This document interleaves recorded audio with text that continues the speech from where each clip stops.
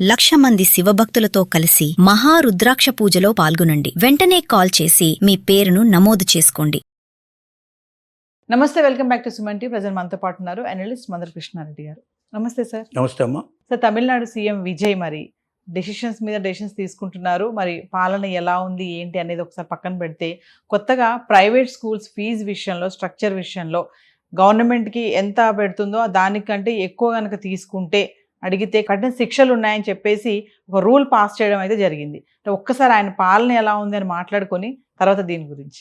విజయ్ తమిళనాడు ప్రభుత్వాన్ని చేపట్టి ముఖ్యమంత్రి అయిన తర్వాత చాలా బోల్డ్ డెసిషన్స్ తీసుకోవడం జరిగింది. వాటిలో విద్యారంగం కూడా ఒకటి. ఇది కాకుండా ముఖ్యంగా లంచగొండితనం, ఎక్కడైనా ఎవరైనా తీసుకుంటే, లంచం తీసుకుంటే 1,000 రూపాయలు పైన లంచం తీసుకుంటే 1,00,000 రూపాయలు అలా నిరూపించగలిగితే 1,00,000 రూపాయలు ఇస్తాను, ఆ ఇన్ఫర్మేషన్ నాకు ఇస్తే అని చెప్పాడు. దీనివల్ల కొంత భయపడి చాలా వరకు కొంచెం గతంలో విపరీతంగా తీసుకునేవాడు కూడా, బాహటంగా తీసుకునేవాళ్ళు కూడా భయపడే స్థాయికి వచ్చేసారు. అలాగే మహిళలకు సంబంధించినటువంటిది ప్రత్యేకమైన చట్టాన్ని రూపొందించి దానికోసం ప్రత్యేకంగా పోలీస్ డిపార్ట్మెంట్ సపరేట్ చేసి తద్వారా ప్రయోజనం నెరవేరే అవకాశం కూడా తీసుకొచ్చాడు, మహిళలకు రక్షణ కల్పించాడు. ఇలాంటివి అనేక రకాల సంస్కరణలో భాగంగా ప్రైవేటు స్కూల్స్లో విపరీతమైన ఫీజు తీసుకోవడం, బిడ్డ పుట్టకముందే రిజిస్ట్రేషన్ చేసుకొని 1,00,000 రూపాయలు పే చేసే పరిస్థితి ఉంటాం. చిన్న చిన్న పిల్లలకు, ఇంకా అడుగులేసరిగా తడబడేటువంటి పిల్లలకి సంవత్సరానికి 1,00,000 మీద ఫీజులు వసూలు చేయడం, ఇలాంటివన్నీ ఏవైతే ఉన్నాయో ఇవి చేయడానికి వీల్లేదు. ప్రభుత్వ స్కూల్స్లో ఏవైతే వసూలు చేస్తున్నారో ఆ ఫీజులే సహజంగా ఉండాలి.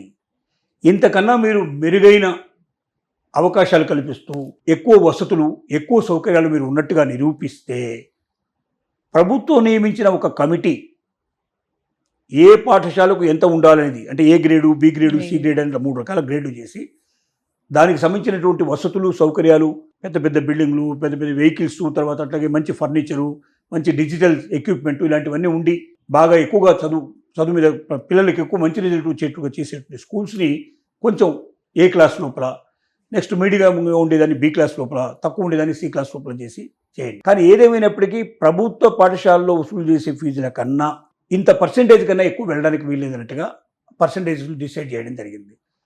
తద్వారా ఇప్పటిదాకా ప్రైవేటు స్కూల్స్లో విపరీతమైన దోపిడీ చేస్తూ లక్షలు కోట్లు ఆర్జిస్తున్నటువంటి పాఠశాలకి ఒక్కసారి అడ్డుపడిన పరిస్థితి ఏర్పడింది. ఇది చాలా మంచి పరిణామంగా తమిళనాడు ప్రజలు భావిస్తున్నారు. ఎందుకంటే ఎడ్యుకేషన్ అనేది చాలా ఇంపార్టెంట్. ప్రతి పిల్లవాడికి, ప్రతి పిల్లకి, అక్కడ అందరికి అమ్మాయిలకైనా ఎడ్యుకేషన్ అందాలి. దానికోసం తల్లిదండ్రులు లక్షలు కోట్లు తమ ఆస్తుల్ని కూడా అమ్ముకోవాల్సిన పరిస్థితి ఎడ్యుకేషన్కి వచ్చిందనే బాధ ఉన్నటువంటి పరిస్థితుల్లో ఈ డెసిషన్ వల్ల చాలా పర్సంటేజ్ తగ్గిపోయి చాలా తక్కువ కాస్ట్ లోపల ఎడ్యుకేషన్ వచ్చే అవకాశాలు ఏర్పడటం, మెరుగైనటువంటి ఎడ్యుకేషన్ ఇన్స్టిట్యూషన్స్ ఏంటనేది బయటికి రావడం, వాటి మీద కూడా ప్రభుత్వం యొక్క ఖచ్చితంగా ఎప్పటికప్పుడు దాన్ని తనిఖీలు చేయడం లాంటివి, ఇలాంటివన్నీ కూడా ఆ కమిటీకి చెప్పినట్టు బాధ్యతలు. ఇలాంటి ఒక మంచి డెసిషన్, బోల్డ్ డెసిషన్ విజయ్ తీసుకోవడం వల్ల తమిళనాడు లోపల ఎడ్యుకేషన్లో జరుగుతున్నటువంటి లోపాలు, మోసాలు చాలా వరకు తగ్గి ప్రజలకు ఎడ్యుకేషన్ తక్కువ ధరలో అందుబాటులో, మంచి చదువు అందుబాటులో ఉండే అవకాశాలు మెరుగుపడతాయనేది విషయం. ఇది కాకుండా ల్యాప్టాప్లు ఫ్రీగా ఇవ్వడం, సైకిళ్ళు ఫ్రీగా ఇవ్వడం, వాళ్ళకి ఎడ్యుకేషన్ మీద చిల్డ్రన్కి ఏది కావాలన్నా స్టూడెంట్స్కి ఇవ్వడానికి సిద్ధపడుతున్నాడు. ఆ స్టూడెంట్స్ని తర్వాతనే మిగతాది ప్రియారిటీ అనేట్టుగా ఆలోచిస్తున్నాడు. ఎందుకంటే జెన్జీ అంతా కూడా దాదాపు మనకు స్టూడెంట్ వింగ్ నుంచి జెన్జీ స్టార్ట్ అవుతుంది. 15-16 ఇయర్స్ నుంచి స్టార్ట్ అయిపోయి ముందుకెళ్తుంది. కాబట్టి జెన్జీ వల్లనే తను గెలిచాడని, జెన్జీ అనేది ఇవాళ మొత్తం ప్రపంచం లోపలనే మార్పు తీసుకొస్తోంది.